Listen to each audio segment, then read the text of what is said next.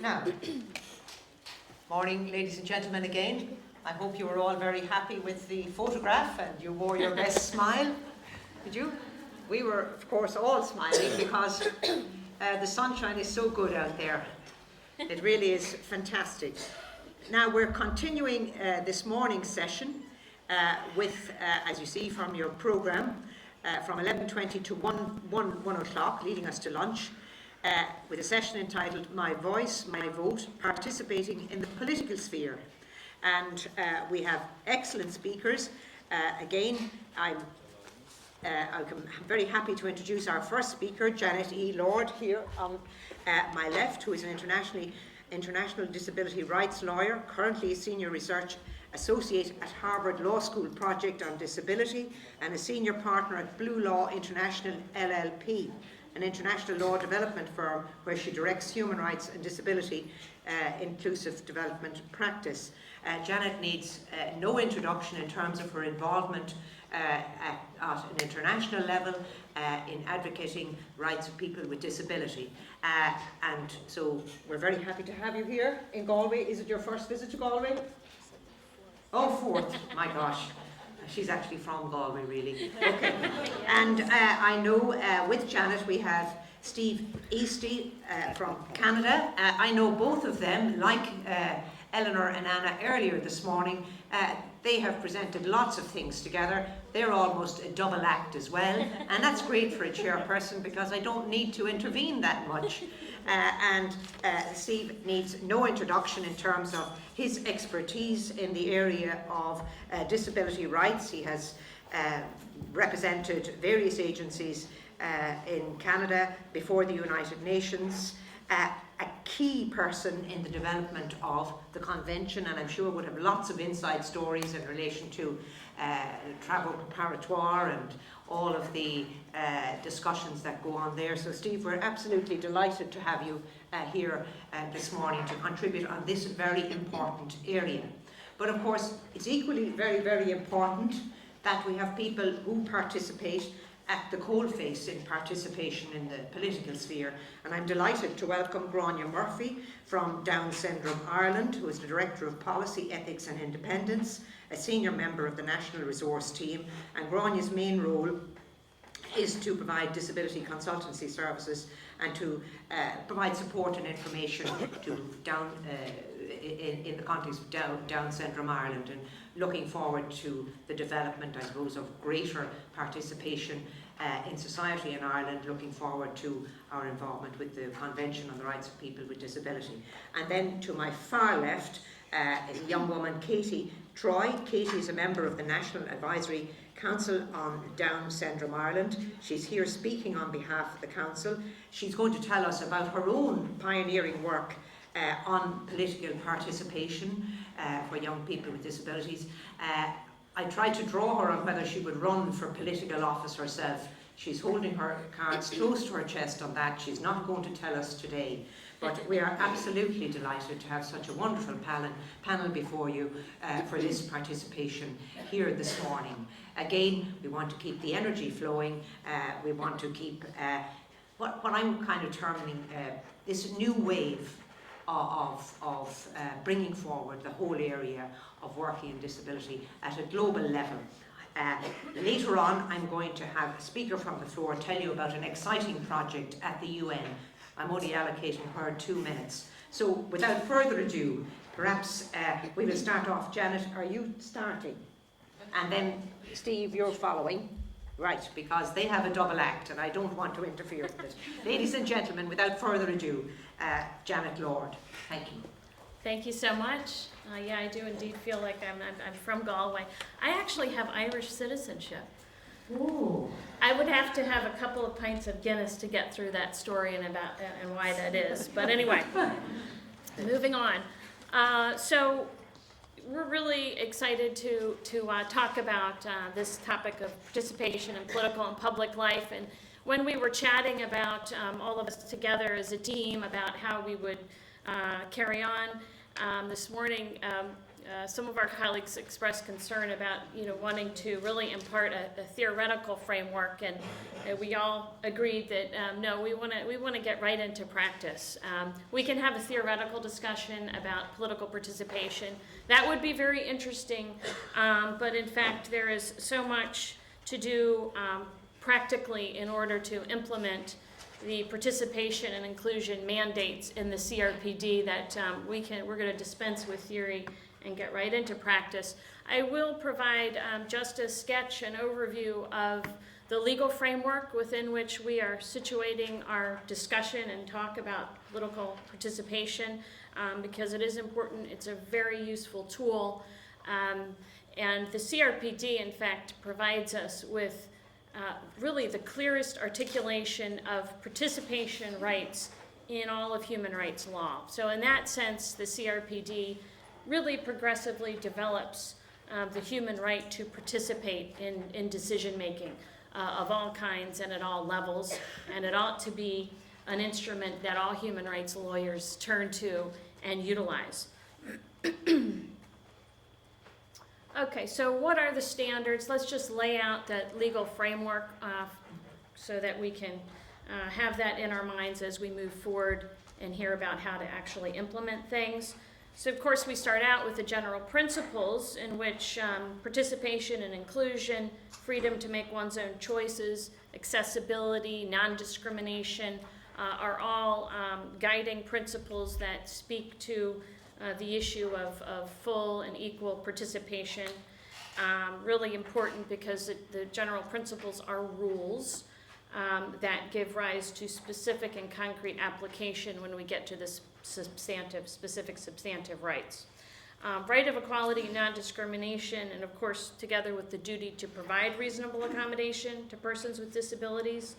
Article 7 on children, I confess that I added that during the last session when one of our colleagues reminded us about it.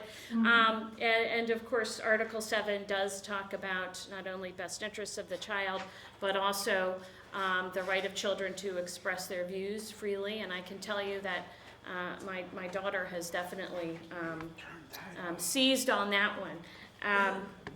Accessibility, of course, in Article 9, measures must be taken to ensure access to the physical environment, information and communications, and other facilities and services in which, obviously, voting and an array of other decisional mechanisms and processes are at issue.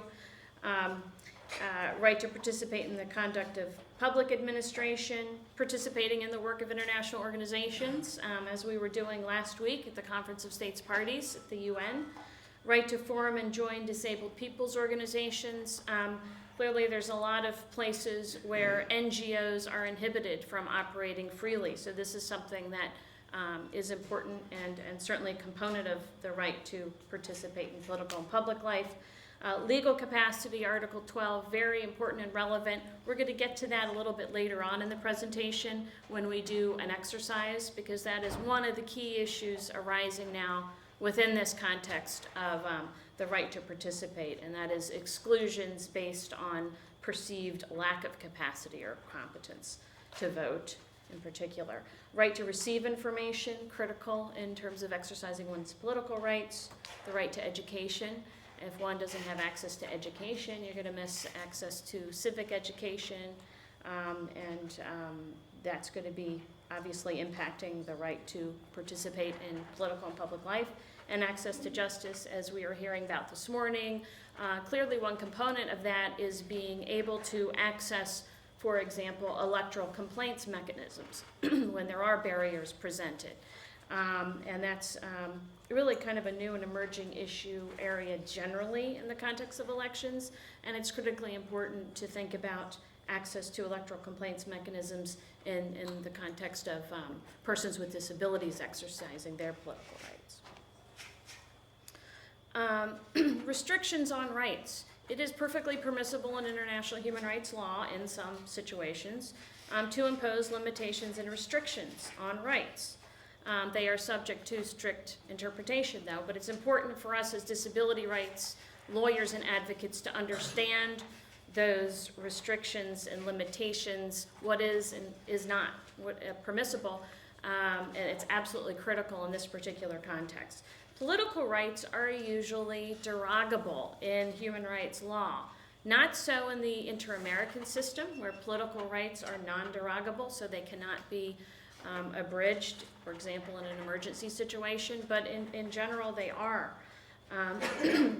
Limitations and restrictions must be legitimate and proportional. As disability rights lawyers and advocates, we better understand what that means. What is legitimate and proportional? You have to craft arguments in respect of that all the time in this context. And often in the voting context, we hear about limitations and restrictions that are permissible, and they must be, for example, necessary in a democratic society. What is necessary in a democratic society? What kind of restrictions and limitations are necessary? Really important for us to think through that and come up with arguments as to why restrictions and limitations in respect to persons with disabilities are never necessary in a democratic society. Now, I'm going to focus in particular on election access, and Steve is going to get into issues around nomination and actually being a candidate, and issues around representation, and then Katie's going to get into some really practical issues around accessing the electoral process, accessing political rights more generally. And as I said, we are going to talk about the issue of legal capacity and voting. So the standards in CRPD under Article 29 on election access, running through them quickly, duty to provide reasonable accommodation to facilitate the right to political participation, right of access to registration and effective access to voting procedures. Voting procedures, facilities, and materials must be appropriate, accessible, and easy to understand and use. And again, all of these standards are important for anyone who votes. If these standards are appropriately implemented, they are going to make the voting process more accessible for everyone, for all voters. Effective access to voting facilities, so the removal of various barriers. We saw the photograph of the courthouse with its big steps, and similarly we see lots of physical barriers in the context of voting facilities, even if they're in schools. So many schools around the world are inaccessible. The right to cast one's ballot in secret and also independently. Often an issue for blind voters because of ballot design or because of voting machines that are inaccessible, but it's also an issue for persons with physical disabilities. I was in Egypt working on an election access project a couple of weeks ago, and my colleague Dr. Ashraf, who's a wheelchair user, said his right to vote in secret was compromised because the voting booth was not accessible. So he could not get into the voting booth and to cast his ballot in secret. So he had to write his mark on his ballot, on his lap, and it was visible to others in the room. So he was not able. He reminded me that this is an issue that's it can be problematic for a variety of people. Assistance to exercise the right to vote by a person of one's own choosing. Big issue. Disability organizations in Jordan recently were successful in getting the rather bizarre assistance provision there changed in order to facilitate their selection of someone of their own choosing, rather than as I think Ray Kennedy mentioned the other day, whispering one's selection to the election official. But the other thing about the Jordanian provision that was strange is, in order to get assistance, even by the election official, which is not consistent with the CRPD, one had to make a declaration that they were illiterate. Okay, so you had to make a declaration of illiteracy, whether you could read or not, in order to obtain the right to assistance. So kind of strange. That's now changed thanks to the advocacy of disability groups working in Jordan. Now I'm putting up here a sort of an electoral cycle wheel that is useful in thinking through the different phases of an electoral cycle, because it's not obviously only looking at issues around casting one's ballot on the day of the vote, but what happens in the pre-election period. What's the legal framework? Most legal frameworks around the world in this area are inconsistent and contrary to the CRPD, either because they expressly introduce exclusions based on disability, so they're discriminatory, explicitly discriminatory, or because they lack provisions that incorporate accommodation and accessibility measures. So that's a big area for work around the world, looking at the legal framework in the pre-election period, planning and implementation, procuring ballots that are accessible, procuring voting machines that are accessible, and so forth, training and education, civic education, voter education, making it accessible, and then, of course, on into the election period itself and doing observation. That's actually inclusive of disability issues, on to the post-election period, where there's lots of other opportunities for for advocacy, either lodging complaints, doing evaluations, sort of incorporating lessons learned, engaging with electoral management bodies, and so on and so forth. So the electoral cycle is kind of an interesting and useful tool to help us think through the various entry points for advocacy in this area. So I'm just going to go through briefly a couple of some slides to get us thinking about the different entry points for advocacy. Voter registration, the slide I'm showing now is I believe from Uganda, and it's using the image of persons with disabilities as voters in a voting registration flyer. And through the voter registration process, we can sometimes capture useful information about access needs. Nomination and being a candidate. Here is a candidate who is using that platform to articulate his particular party affiliation and issues. Steve's going to talk more about that. Inclusive voter education. Here's a voter education poster. I think it's from Uganda, again showing the image of persons with disabilities, and it says voting is for every adult. There's a wheelchair user and a person who's using crutches, and they're making their way to the polling station. Accessible ballots, showing here some tactile ballot guides that have been used in a number of countries in Africa in particular, where ballots are made accessible by sliding them into a folder that has could have tactile points on it, or simply could have windows through which the voter would sort of count their way down and put their mark through the window provided. So that enables a voter to vote independently and in secret, if training is properly provided to the election officials, of course. Accessible electronic voting machines are an issue.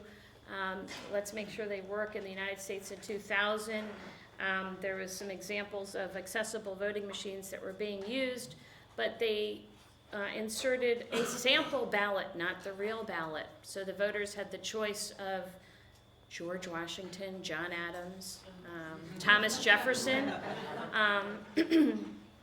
I would love to see them on the ballot, but they... Anyway, okay, accessible polling places and doing accessibility audits. A group I just worked with in Egypt undertook a pretty extensive accessibility audit of polling places in Egypt, and then are interfacing with the election management body on their findings with respect to that. Assisted and flexible voting methods. I already mentioned the CRPD's option of choosing one's own personal assistant. Here's a poster that's illustrating that, a voter being assisted in voting. Another poster depicting the rights of a disabled voter to go to the front of the line. Measures like that to help folks exercise their right to vote. And here from Sierra Leone, the caption on this photo, some folks voting. I used to vote with my hands. Today I did it with my toe. Flexibility in voting procedures to accommodate a person with a disability. And then monitoring access through observation. A lot of disability groups around the world are engaging in voting observation and monitoring, which is an important aspect of the process. The 2002 elections in Macedonia, a disability group used stickers to assess and label polling stations as either accessible or not accessible for persons with disabilities. So just to wrap up and to move on to Steve, lots of things to think about in this context. It's a fascinating area. At the Burton Blatt Institute, we are working on issues around election access, and we would love to hear from you if you have examples of good practices and materials. And we are working on developing for the Bridge curriculum, which is a global curriculum used to train election administrators and election stakeholders. We're developing a comprehensive module on the issues relating to election access for persons with disabilities. So I'm eager to hear the presentations we're about to hear, and also would love to hear from you on your good practices and experiences in your country. Thank you. Thank you very much. Thank you very much, Janet, and coming in a little before time, which is fantastic from the chair's perspective. And now, without further ado, we will have Steve. And later on, after we've heard from Steve, you're going to have the exercise, the participatory exercise, yes. Perhaps while we're getting the technology started there, I might call on Krista Orma from the UN Office of the High Commission for Human Rights to tell us about the interesting project, just for 2 minutes. Steve, if you don't mind. I think in the light of the excellent discussion you had yesterday on independent living, Krista thought it would be very useful that participants would hear about the UN project and perhaps how you might be able to give information as part of a research project they're doing. So Krista, just while the technology was getting set up, we'll give you the 2 minutes. Thank you very much, and counting. So thank you to the chair and to Eleanor for briefly giving me the opportunity to go back to what we discussed yesterday on Article 19 on independent living. I tried to find a moment to do it yesterday, but failed effectively, so maybe this can show a bit the interrelation also between different topics. Independent living is certainly not irrelevant to the topic of today. So, as many of you know, the office that I work for, the Office of the High Commissioner for Human Rights in Geneva, is given a mandate, a thematic mandate on an annual basis from the Human Rights Council that we work on, and the topic that we work on this year is on Article 19 on independent living. And what we do on this thematic topic is to produce a study and then to have a discussion in the context of the Human Rights Council next March. And we're right now in the position and in the moment of receiving inputs to this study. So basically, we had really interesting and inspirational expert presentations and discussions on this issue yesterday, and I really wanted to make sure that these discussions and inputs can be taken into account in our study. So we have a questionnaire out right now online, to which I will be very happy to give you the link and further information. And the questionnaire is based on the 3 main elements of Article 19, choice and control, support and inclusion and participation. And we'll be really happy to receive all the information from you, the expert on this issue, to our study. The deadline for receiving and for giving input is the 20th of July, if I do not recall badly, so there is still a lot of time. So why don't I just conclude here? Thank you very much, the chair, for giving me this opportunity, apologizing to the speakers of today for taking this time, and I'll send you the information via email. Thank you very much. I just wanted to use the little opportunity and you know who to contact so as you can feed into that consultation process. Now, without further ado, I would like to for Steve to continue on, having introduced him to you earlier, to tell us his contribution to today. Thank you, Steve. I guess if we'd been watching TV, we would have considered that a commercial break from the Office of the High Commissioner for Human Rights. Some pretty good company we're traveling here Galway this morning. Thank you very much for that.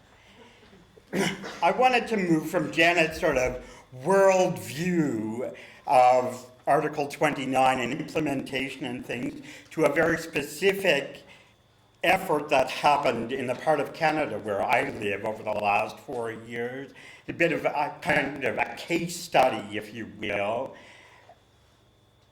So I'm going to take about 15 or 20 minutes to go through this, and then we'll do our exercise and give Katie about a half hour at the end, okay?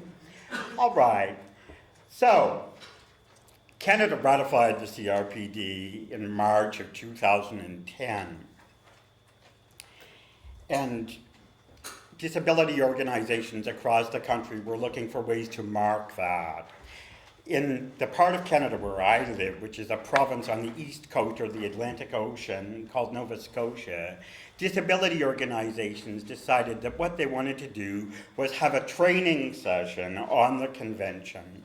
And they wanted to involve people from the disability community, but also they wanted to involve government folks and elected officials and all kinds of people who were in a position to perhaps begin to help with implementation of the convention. So we looked at a bunch of different articles. We thought we could do a training session on education. We could do a training session on the right to leisure. We could do a training session on any one of the specific provisions in the convention. But what we discovered when we started to look at the details of that is that if you get a group of people, a cross-pollination of people in the room at the beginning of a process when we've just ratified the convention, if we, for example, were to do a training on education and we were to bring in people who were experts in the right to education, we were also to bring in students and teachers in the education system and administrators and things, it would very quickly degenerate into a situation where people were protecting their turf and justifying the already existing situation and talking about how, well, we really already need the essence of that provision and all of these kinds of things.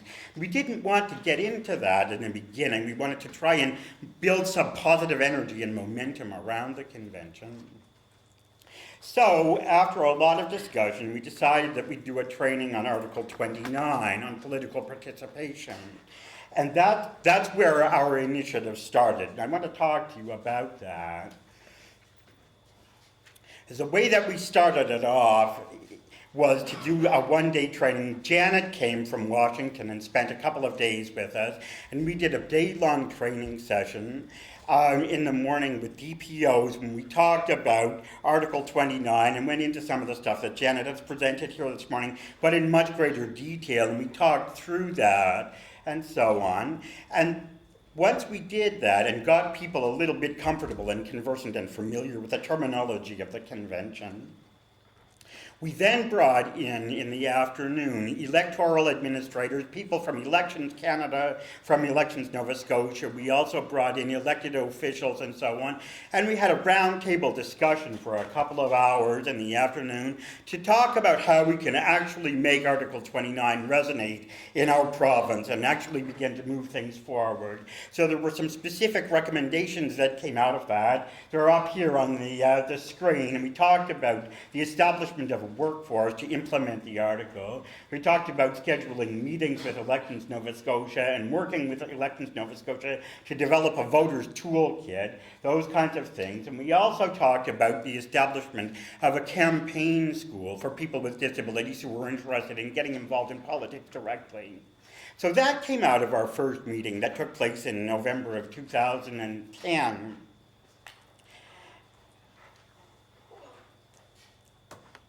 And after that, what happened is what happens in so many initiatives. The wind kind of went out of the sails. Our organizations got involved in doing other things. We're in an environment in Canada where there's a lot of fiscal cutbacks and things, funding losses and that kind of thing.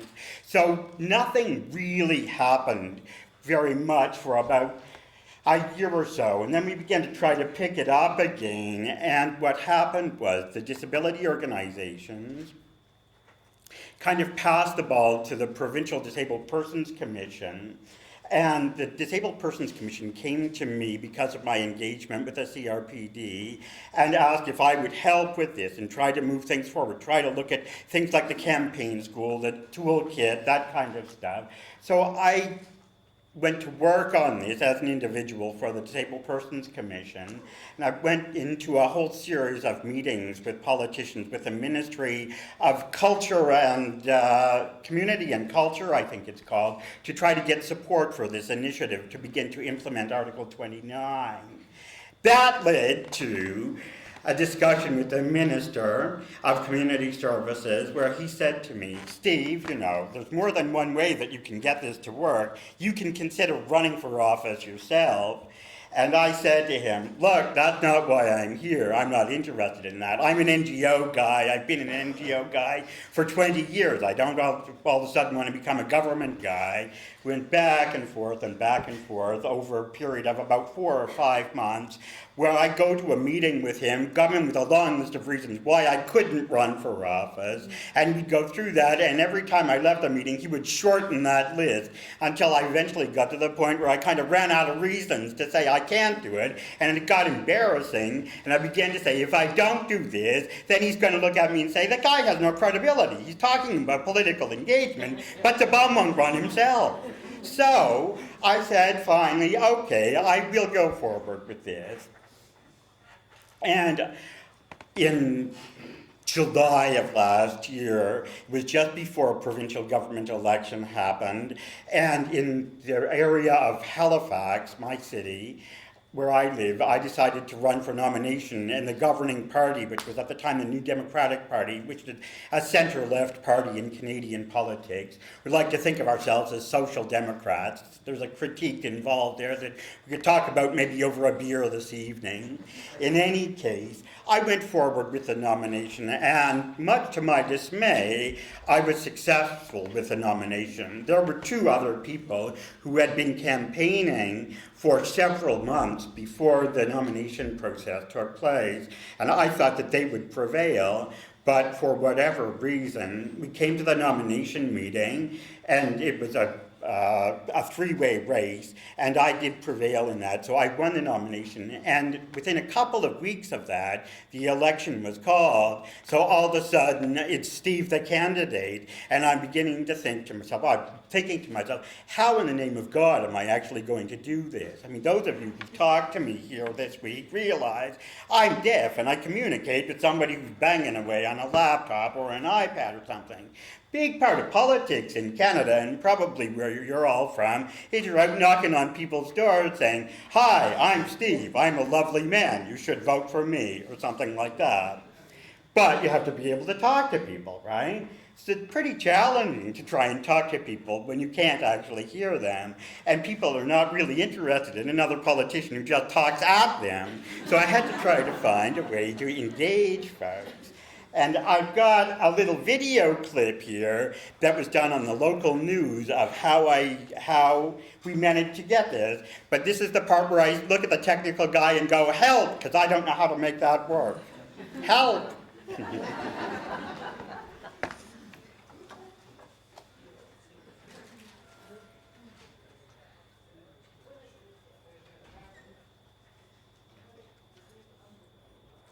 Is there sound?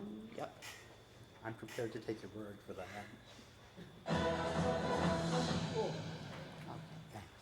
My name is Steve Esty. I'm running for the NDP in Dartmouth North. Nice to meet you, folks. How are you this afternoon? It's fine. We heard that you had a nomination 2 days ago.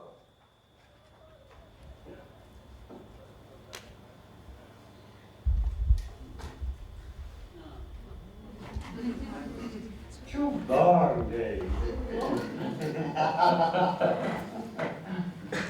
I'm deaf, and I communicate using my transfer who types on her iPhone, like you're saying.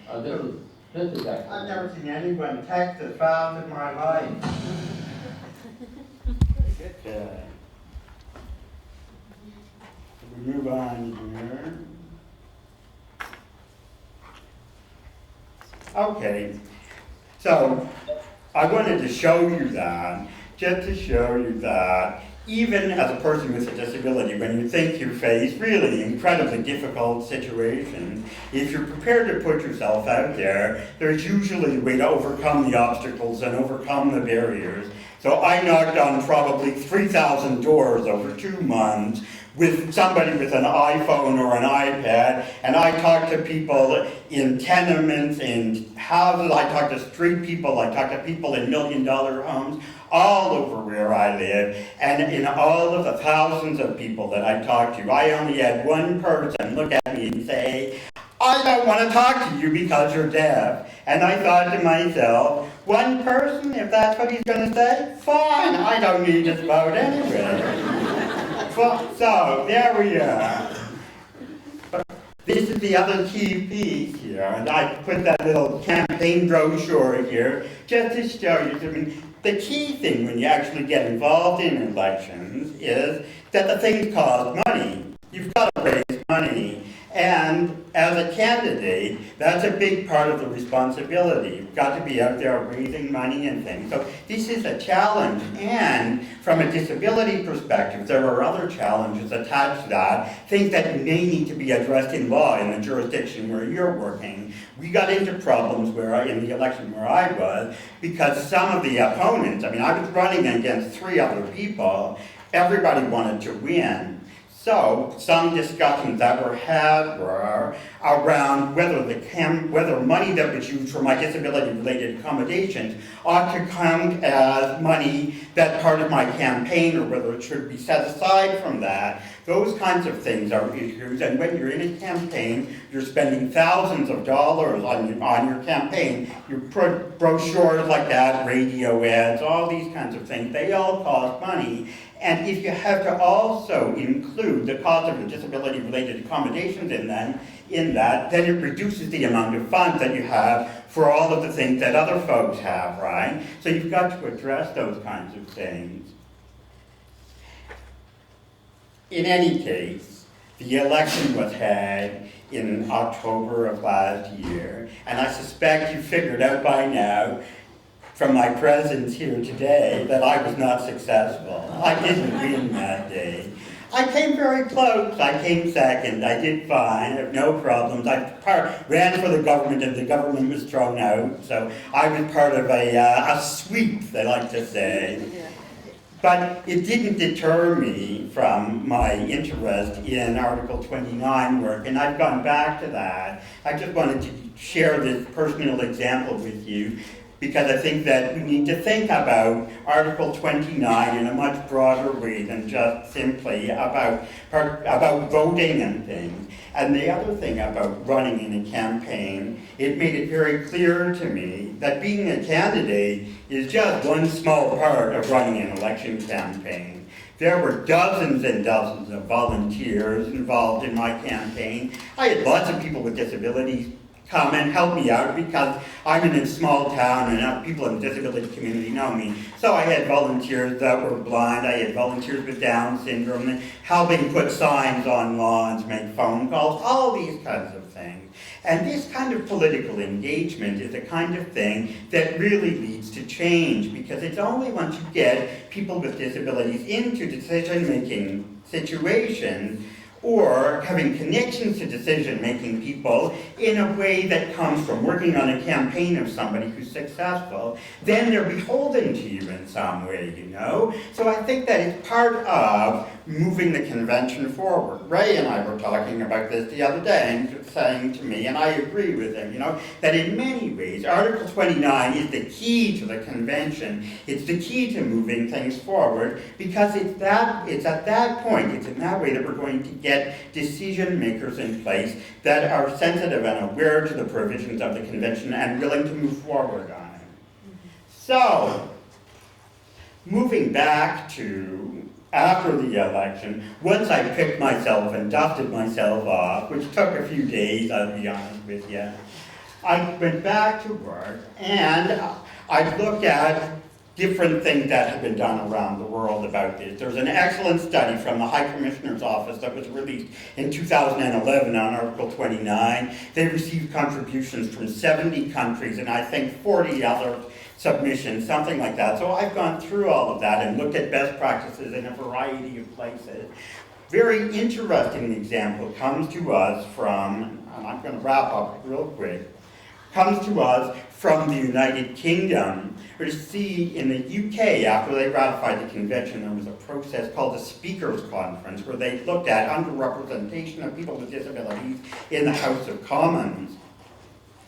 And a number of recommendations came out of that, but one of the key recommendations in the UK was the establishment of a fund to offset disability-related costs for people who decide they want to run for office. So that fund, and I could be corrected on this, but I think it's about a maximum of about £40,000 is available to a person who wants to run for office in the UK to offset disability-related costs. It's sign language interpreter, attendant care, whatever the case may be. But it really frees things up an awful lot, and it's a very useful thing. So we're trying to move forward with that kind of thing in Canada, and happily for me, although I lost the election last year, the party that did prevail did elect a person with a disability, and that guy is an old friend of mine. I live in a really small province in Nova Scotia, but he's a quadriplegic guy that I went to school with 25 years ago, and he's now the Speaker of the Legislative Assembly in Nova Scotia. So I've worked with him over the last few months, and we had a speakers conference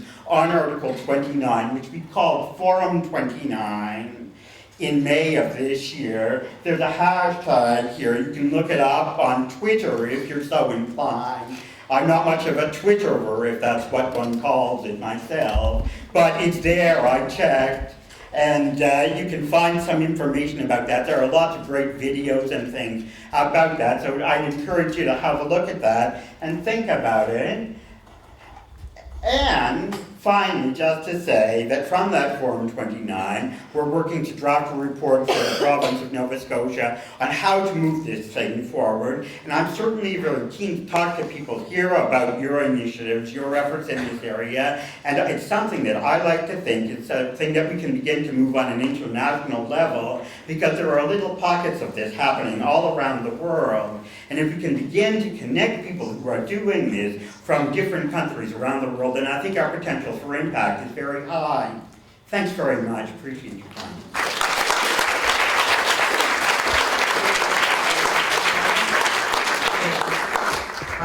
Thank you very much, Steve, for that, and we're well within our time. A question perhaps for a round of beer later on tonight is, will he run again? But anyway. Okay, so now Janet, you're going to lead in the exercise, is that right?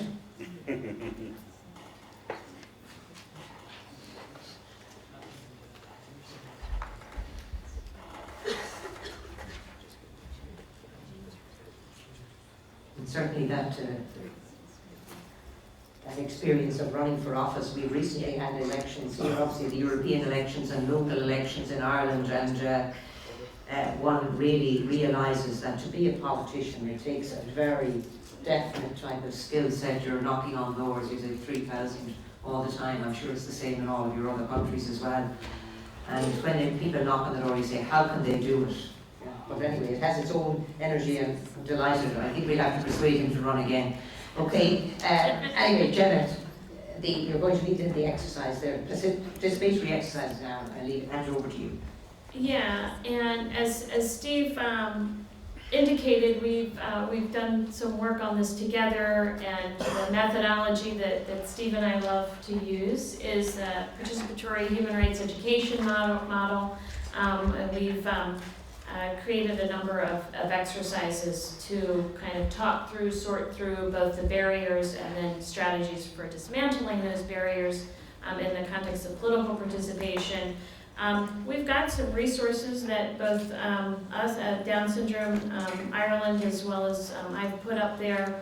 Some of them capture some of the exercises that we'll do. Others, you can find online in the Human Rights Yes Advocacy and Action on the Rights of Persons with Disabilities site, and I can provide that site on the Dropbox materials as well. I've also got some publications that we've done on election practices around the world, and then one for those of you interested in what's going on in the European Union around equal voting and participation for persons with disabilities. Got a couple of copies of an article that my colleagues and I at the Harvard Project on Disability did on that issue. Jan Fiala and Michael Stein, who were involved in litigation in Europe around issues that we're going to talk about shortly in the exercise that we provided. This is one that we're not going to run, but it's sort of an electoral code scenario where we have selected provisions from real election codes around the world, and sort of we work through that and talk through and do a legal analysis based on the CRPD, Article 29, and other articles in the treaty. We're not going to have time to do that, so we're going to go straight through to a case scenario on legal capacity, because this is an incredibly important issue. Some of you will be familiar with recent decisions on this issue. But basically we're going to give you the factual scenario and talk it through, and then tell you what the outcome of this particular case was.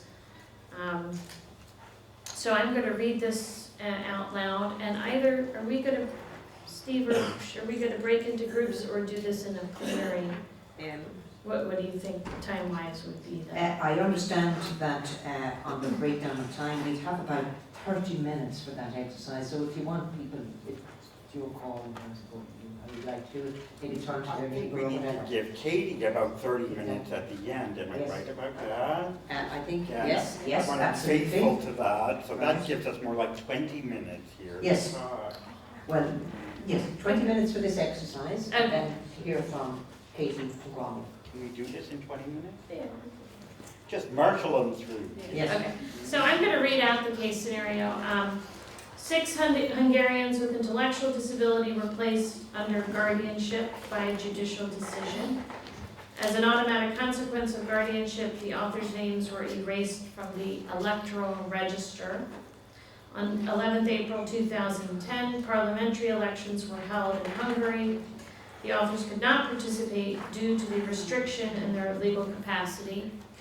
And then again on October 3rd, 2010, municipal elections were held, and again, they were unable to participate. They were restricted on the basis of guardianship. And then they remain disenfranchised and cannot participate in the elections.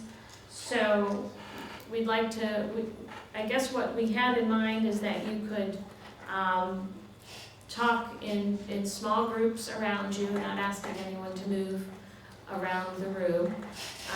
But if you could discuss the scenario and talk through with your neighbors in your seating area the following questions.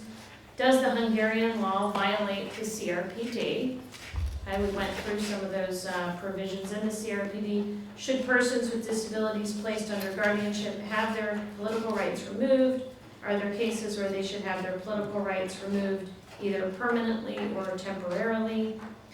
Does restricting certain people from voting protect the electoral system? Is it legitimate to remove voting rights in some cases?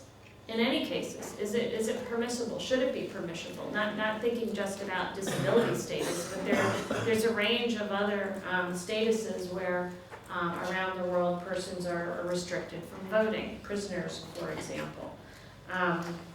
Age limitations, for example. So is it legitimate to remove voting rights in some cases? If so, when, why, or why not?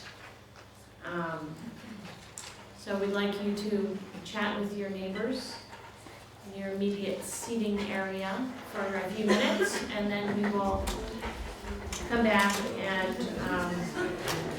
talk through what you talked about. Perhaps before we get to hear from Grania and Katie, perhaps any one of you, one or two or three comments perhaps from the floor just to tie together.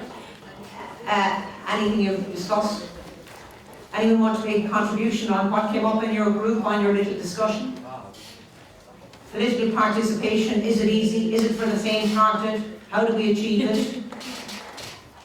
Who's running for election? Come on, don't be shy. Leanne? Anybody? Right, contribution from the floor. Thank you.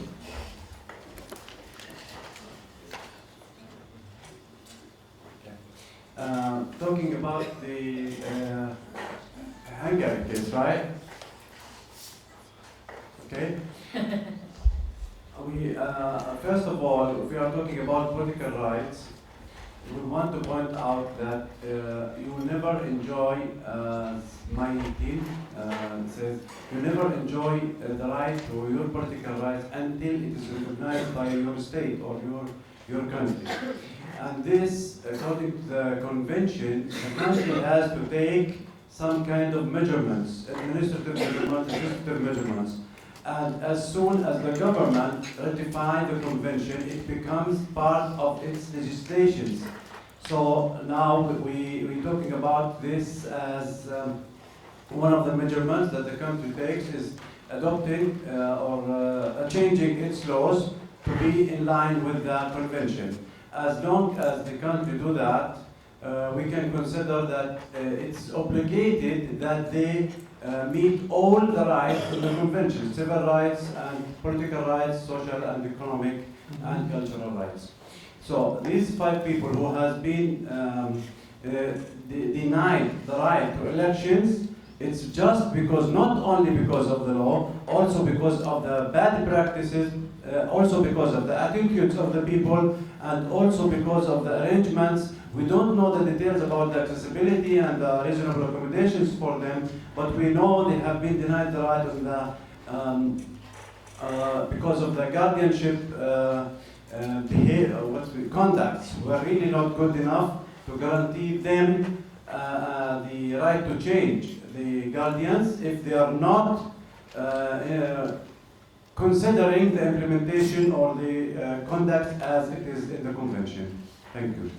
I like the way that you sort of flipped that around and asked, well, to what extent are the states introducing measures to facilitate and support the right of persons with disabilities to vote, rather than, oh, what is the state doing to sort of categorize and classify people and assess whether or not they can exercise their right to vote? Good. Any other comments? We've got a couple in the back, Lucy and another gentleman in the back as well.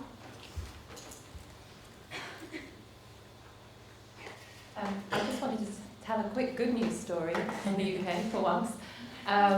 So the UK in 2006 abolished any principle which restricts voting on grounds of mental capacity or incapacity. So mental incapacity is not an issue when it comes to voting.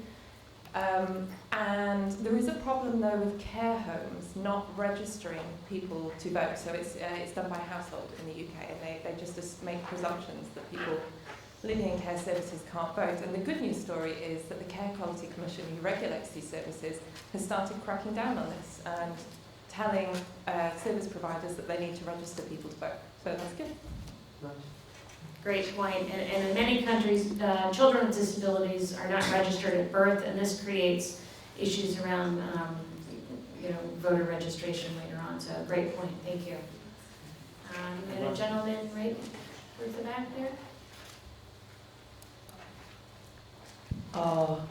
See, this particular case which we were discussing, although it is a violation of law, but there seems to be non-application of mind, because whatever in the case of all these 6 Hungarians, the presumption of incompetence was there, and the right was taken away. But what I remember after seeing this example, after hearing this example, that even in India, persons with mental illness are considered like they are constitutionally not recognized. Unsoundness of mind is considered very.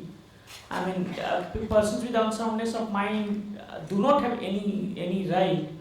So it seems that although all the rights are there, given by the even CRPD, but the countries have their attitudinal problems, especially the bureaucrats, they presume incompetence, and therefore, if UN would have imbibed in its CRPD that all the UN members are to mandatorily implement this UN CRPD, that could have been much better, which somehow did not happen. Apart from this, legal capacity is certainly, it's one of the very complicated issues which countries are not able to, to take in their to imbibe in their own system. They are not able to digest that how the persons with disabilities are being granted so much rights by the UN. Thank you. Thanks, Ray. One of the things that we've had to deal with very concretely on the ground is poll workers often want to disenfranchise people that they perceive to be mentally incompetent. And so in a lot of ways, it's progress to say you at least have to have a judicial order that specifically removes the person's electoral capacity, because what we're finding at the ground level is poll workers without any professional qualification, without any judgment from a higher authority, removing people's right to vote on the basis of a perceived disability. Yeah, arbitrary exclusions on site.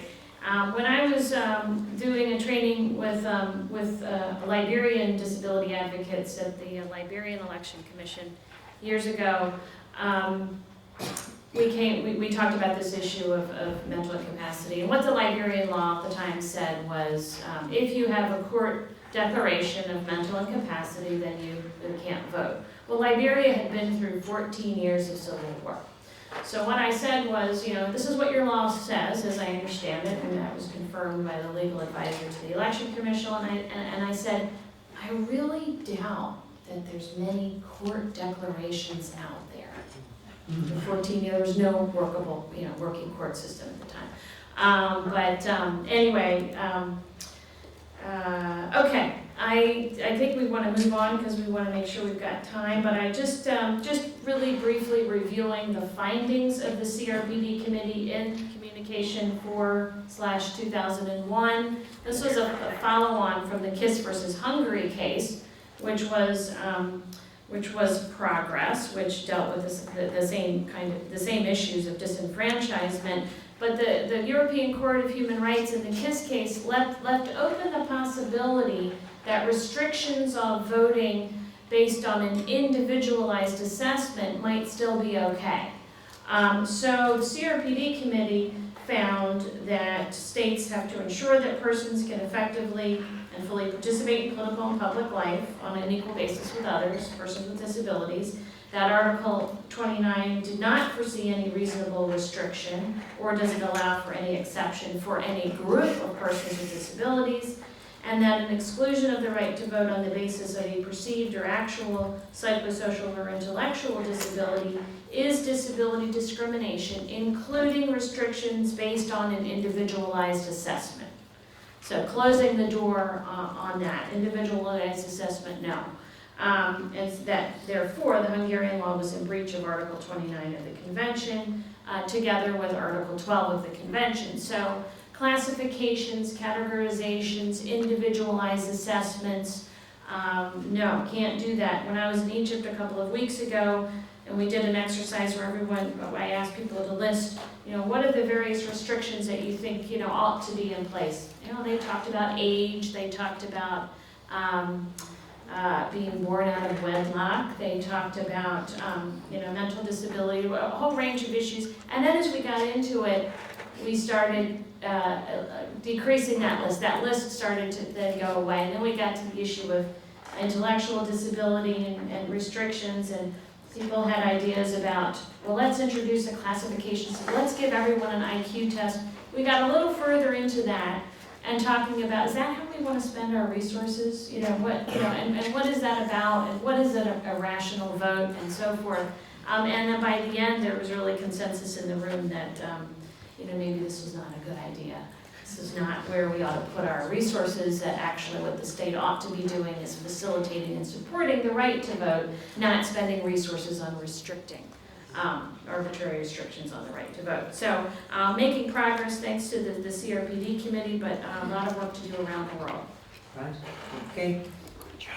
Thank you very much. I know we had lots of signs that there want to be more contributions from the floor on your case study. Is that something you can pick up later, or do you want to put a quick question now? Later. Oh, okay, thank you very much for that. And now, ladies and gentlemen, we're moving on to our contribution from Down Syndrome Ireland, Grania and Katie, and both of them work closely together, so they're going to go to the podium together and give us their contribution over the next 25 minutes or so, bringing us up to lunchtime. Thank you very much.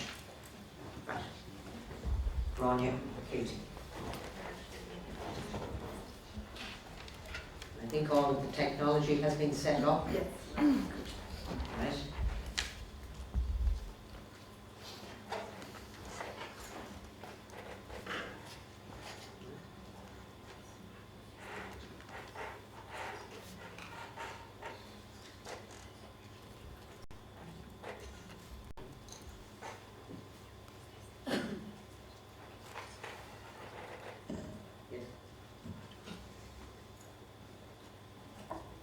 My name is Katie Troy, and this is my colleague Grania de Puer.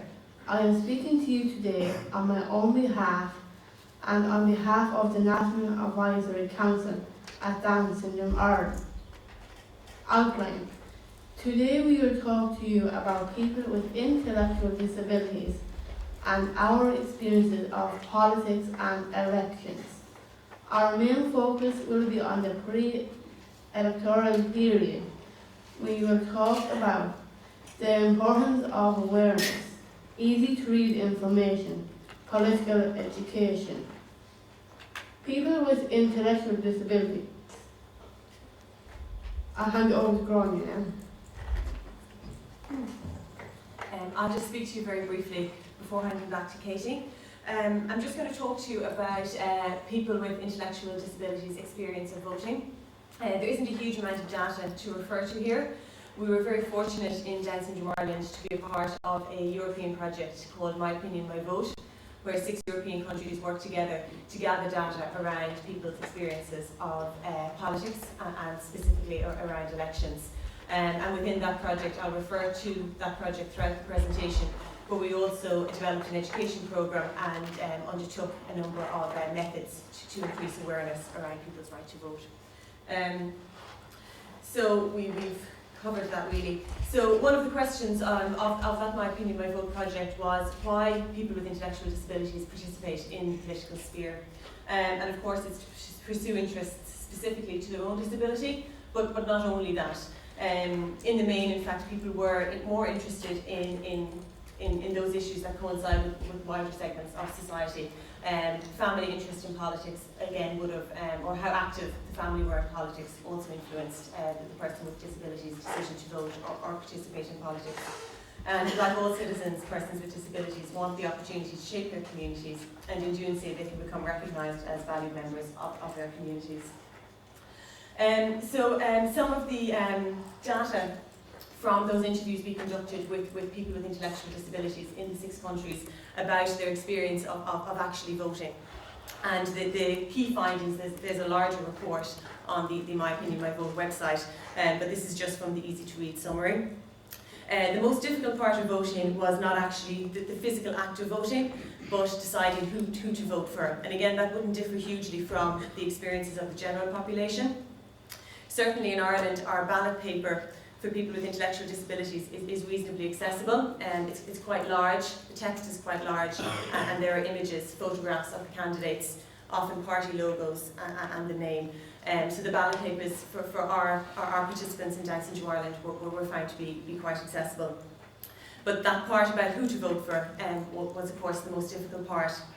And the decision was difficult because the participants communicated that all politicians promised the same things, and even though they are with different political parties. And so they found that differentiation between the parties very difficult to make when they actually listened to candidates. And they also found it very difficult to trust politicians to keep their promises. And again, this doesn't differ hugely from the general population, except just anecdotally from those of us who did the interviews, the people with intellectual disabilities that we interviewed felt much worse about that. They took that quite personally, if you like, that people made these promises and didn't keep them. And possibly it's because as a group that they are quite dependent on these political decisions that are made, and so when those promises are broken, it really hurts. And information about elections, politicians and the parties it was found just to be too difficult to understand. Just a quick note on support while voting. It's just something I've added in here. There is support, certainly in Ireland, for people with intellectual disabilities to vote. However, in our experience, our members don't know about this because the information about it is not accessible. So they don't know the support is there because they can't access the information about the support. And I'm going to just hand you back to Katie. Katie's going to talk you through some of the very practical work that she and her committee members did, both as part of the My Opinion, My Vote project and then beyond the project. It was a European project, so it has a shelf life, but fortunately we had participants like Katie in it who weren't really prepared to leave it there, and they took the process further. So she will talk to you about some of the outcomes of that work. Thank you, Grania, for that welcome. Awareness raising and accessible information.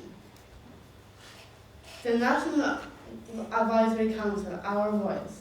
As I said, I am here today to speak on behalf of Down Syndrome Ireland's National Advisory Council. We are a committee of 11 adults with Down syndrome from across Ireland. We meet monthly in Down Syndrome Ireland. We undertake projects and run campaigns on issues that are important to us. Voting and active participation in politics is very important to our group. We have been working on this issue since 2009. Finding our voice. Some of this work has involved visiting places of politics and meeting politicians. We have met and presented to local councillors, politicians at government buildings, MEPs at the European Commission. We have presented at the UN in New York and IFES, International Foundation of Electrical Systems, Washington. Finding our voice. We have campaigned political parties and public bodies to produce easy-to-read information. We have made our own campaign materials to educate people about our right to vote. We have prepared our own easy-to-read information. We helped to develop a political education program. Some examples of our work. Here's a poster saying, "Hello, my name is David. I am a citizen. I have a vote. Political decisions affect me as much as the next person, which is why I use my vote. Want change? Make it happen. Use your right to vote. I have the power to change my own life as well as the lives of others because I have a vote." Reasons for awareness. People with intellectual disabilities are often excluded from the political process because there is a lack of awareness, lack of easy-to-read information about politics. Among other mediums, our awareness-raising efforts involve making visual communications. Lack of awareness. Sometimes people with Down syndrome are not recognized as equal members of the electorate. Councillors can call to our doors and ask to speak to our parents. Information about elections and referendums is not prepared in an easy-to-read format, which disempowers us. Like all other citizens, we want to make an informed choice. More examples of our work. Easy-to-read information. What is it? Information that is easier to read and understand, mostly used by people with learning disabilities, as well as other groups such as older groups and people who speak other languages. Why should political and public information be paired in an easy-to-read format? To facilitate comprehension, to facilitate informed decision making, to recognise people with intellectual disabilities as equal members of the electorate, to encourage candidates to address us. How? Reduce language complexity, use shorter sentences, use simplified language, use a larger font, support the text with appropriate images. The images should be age appropriate. The images should support the written word and not confuse the reader. An easy to read version of the children's referendum. This was an unofficial piece of work in November 2012. We prepared and designed the document ourselves with the team in Danston in Ireland. We arranged our own launch of the Easy to Read guide. We did this outside government buildings with our posters and the Easy to Read guide. Politicians came and the media came. The media took photos and interviewed us about what we did, and we got our message out. By October 2013, it was official.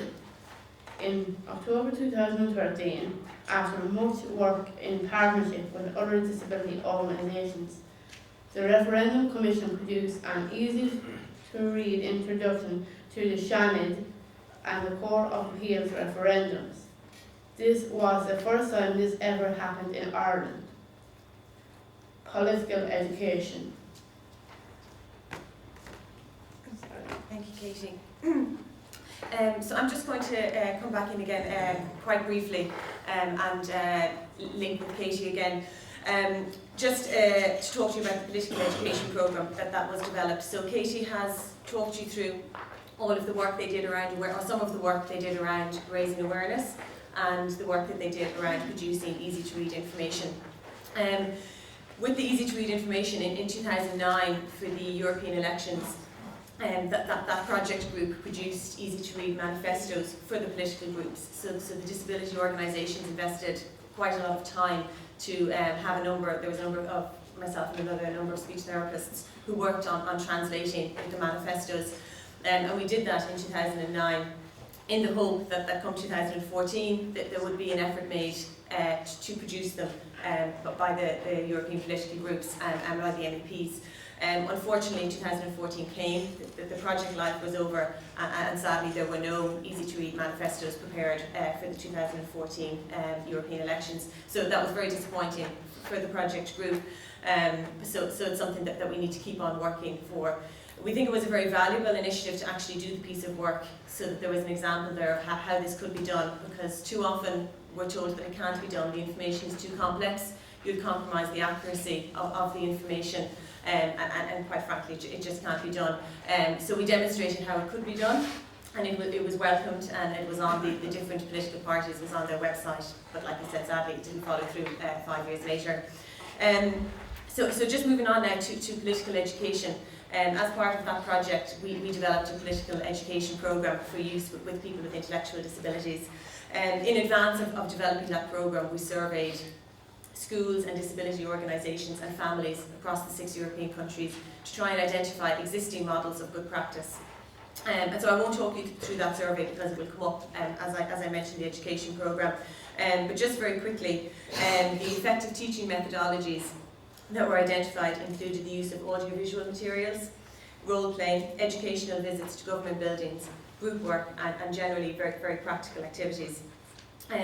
Political education awareness in the schools, that they suggested that this should happen during the early teens years.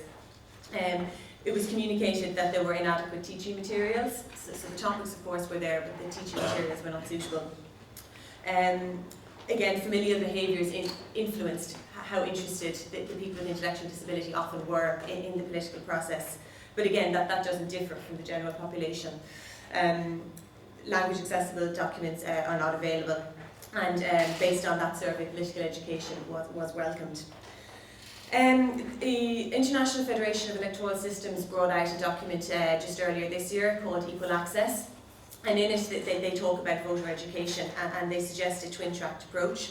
specifically targeting people with disabilities through voter education programs, and then inclusion in mainstream voter education. And this can be done in very inexpensive and easy ways, if you like. So at the time of referendums, you would have videos on television or online that communicate what the referendum might be about. So including people with intellectual disability in those videos, whether it be speaking or just in general being seen in those videos, can help include people in mainstream awareness efforts. Again, education for poll workers and voters in general was suggested. Easy to read information again, and I won't go through it. It's just something you can read. It's on the Dropbox, the image box session that they did in the Democratic Republic of the Congo. It was some visual materials the canvassers brought to the doors that communicated, I suppose, the grassroots of the political parties who were canvassing. And it just gave a tool there to communicate with people with intellectual disabilities. So the objectives of political education in that pre-electoral period is to educate people about their political rights and to encourage people to make an informed choice. So this is the summary of the education programme. That's just the name of each module. So it starts with forming a personal and independent opinion. And that module can go on for quite some time. And just to give you some background as to how straightforward we start with, we can start with a yes-no game, where we would have participants making a decision. We would have maybe a green portion of the room that would signify yes, and a red portion that would signify no. And we would ask very straightforward questions like, are you a man? And the answer is yes or no, you go to the respective corners. What was very interesting in working with the participants is that while they knew the answer to the question, they needed permission to make the decision to move to the other side of the room. So we would ask the question, and it would be as simple as, are you a man? And we would then, as facilitators, have to go into the group and say, are you a man? The person would say yes, and then you nearly had to give them permission to move. And this was a really difficult stage in the education programme, because we had to return to this game all the time, and the game is endless. You know, do you like pizza? Do you like pop music? And it wasn't a language comprehension problem. It wasn't cognitively related. It was just that the participants needed permission to make that decision, and so that is going to affect how the person exercises their right to vote. So as we go through them, we talk about what politics is, and this particular programme looks at politics at a local, national and a European level. What was, as part of the research, something that came out as an unintentional finding, was that we had a pilot group who travelled to Brussels to visit the Parliament and the Commission, and then they joined a larger group for the education programme.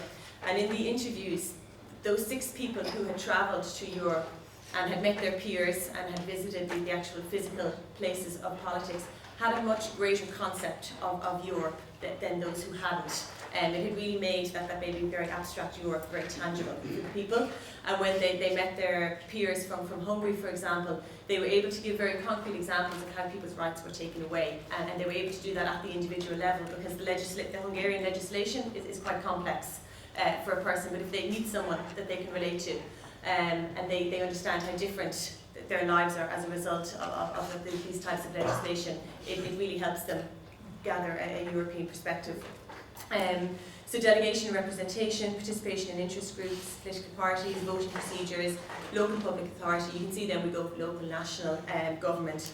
We look at Europe and referendums and petitions. We have a little bit of time. At the moment in Ireland, we're updating the programme, and we'll be rolling it out with 120 people in Ireland from September of 2014. So just to return to some of the activities, because we have a little bit of time. Katie and I were just going to talk you through one of the very early activities. So it's kind of after the yes-no games type of activities. We start looking at how elections work. So we would role play it. We would have ballot boxes. We would have people where people would sign in on the electoral list when they come in, show their ID. You'd have polling booths made, and we would have canvassers. So we could maybe you guys might do it. And again, how we do the voting, we use the ballot boxes, but very early on in the programme, we just use a show of hands. Again, it makes it a bit more tangible for the participants to be able to see when more people put up their hand for one thing, that group wins. So you have a health party, and your script is on the back, if you want the script. Confusing for me. I'm going to step out. You can just. Oh, you sure? You can just read this, and that's it. Trust me. Okay. You can read this. Yes, party, right? And you can do the Green Party. Do you have a volunteer who might be the Employment Party? Anybody? Magdi? Yes. Okay, so basically, you can stand up if you like. Okay. So this again would be a kind of a very early on program, but post a lot of education around what politics is and how democracy works.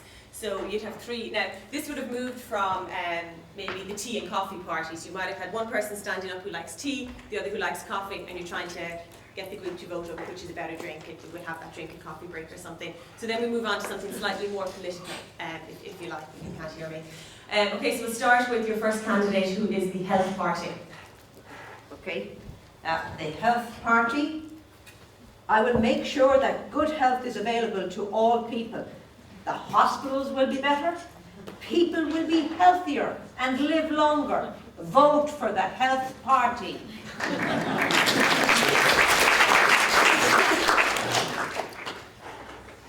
The Green Party. I will take good care of the environment. The streets will be free from litter. It will be a safer and cleaner world for all people to live in. Vote for the Green Party. The Employment Party. I will make sure that all people have a job. I will help people to start up their own business. There will be no unemployment if you vote for me. We will all have a better future. Vote for the Employment Party. So if you want to hold up, again, the visuals are very important, just as a visual cue to remind the speaker of what was said. So we might just do it by a show of hands. Could we have, you can only have one vote. One vote per person. So can we have a show of hands for the Health Party? Okay, do you want to take a vote there? So we have 1, 2, 3, 4, 5, 6, 7, 8, 9, 14, 15, 16, 17, 21, okay? And show of hands for the Green Party.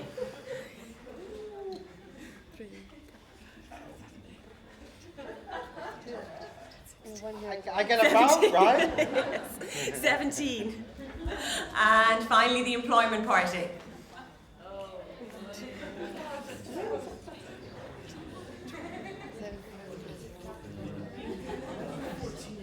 23.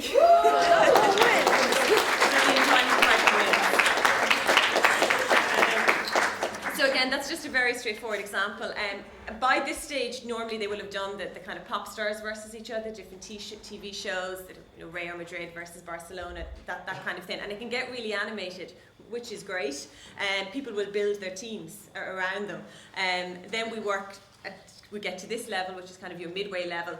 And we would do this with ballot papers, with ballot papers and ballot boxes. So you'd have the Environment Party, the Employment Party, and the Health Party, and people would tick off the one, put it in the ballot box, and we'd have a count.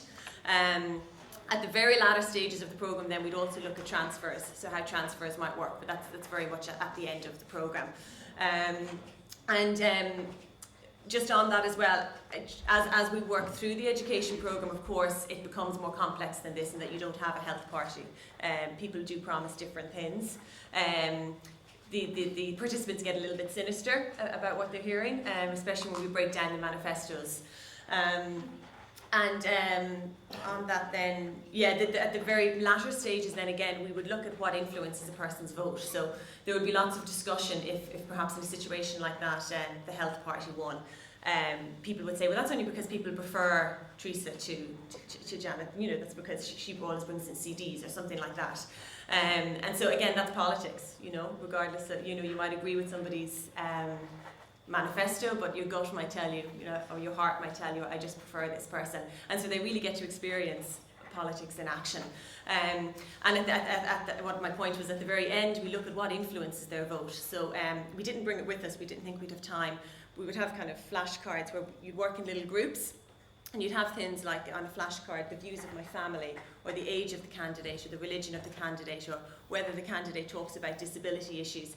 And you'd have maybe 20 of those, and they'd rate what's most important to them, what influences them as a voter. And it's a wonderful stage of the education programme because you can see how aware the participants are becoming of the influence they have and what influences that influence they can exercise. So it's a nice stage to get to in the programme. Did you have anything you wanted to add? Katie would have been a participant in the very first pilot stage of that, and a very animated one of that. Do you have anything you want to add? No? So I'll just come out of this here.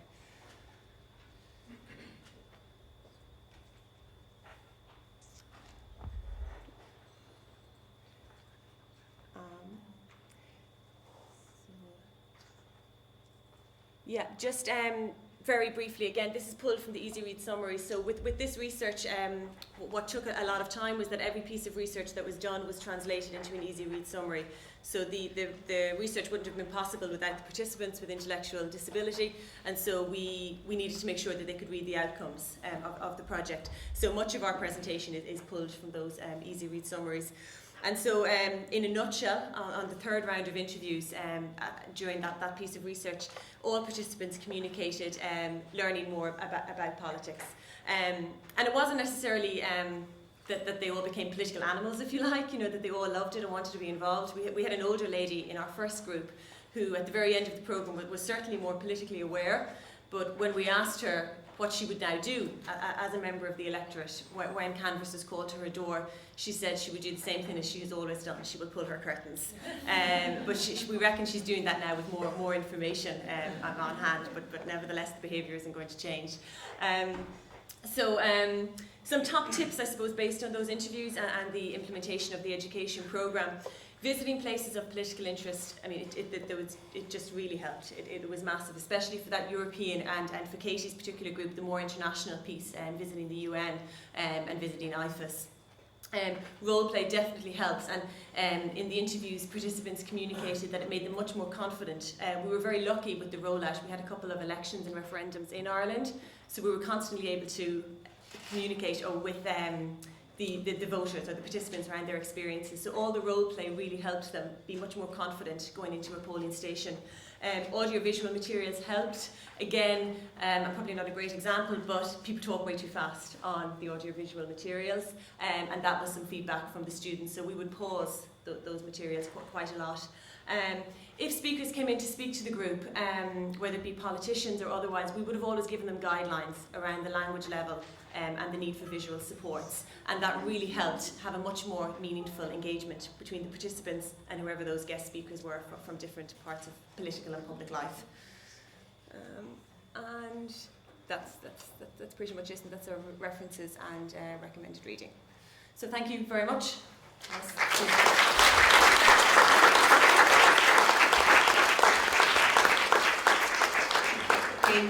Dana, thank you very much. This has been a very interesting and lively session. Magda's taken all the applications for the jobs there from the Employment Party. Obviously, we are keeping on time. We're looking forward to the round table this afternoon, which will commence at 2 o'clock, where we pull various threads on access to justice around the world together. But thank you very much for your attention during this period. And I see Eleanor there. Do you have something you want to say, Eleanor, before we break? If you don't mind, just a quick reminder for anyone who's interested, we're now going to have the meeting about curriculum development in room 129 in the corridor behind this room here, and people will guide you to that if anyone wants to go to that, and lunch will be provided at that meeting, so there's no need to go over to lunch if you're going to the meeting, but otherwise proceed to lunch as normal. Thanks everyone. Thank you very much, ladies and gentlemen, and look forward to seeing you in the afternoon. We certainly have got lots to discuss on politics over lunch. Okay, thank you. Thank you to our speakers. Thanks.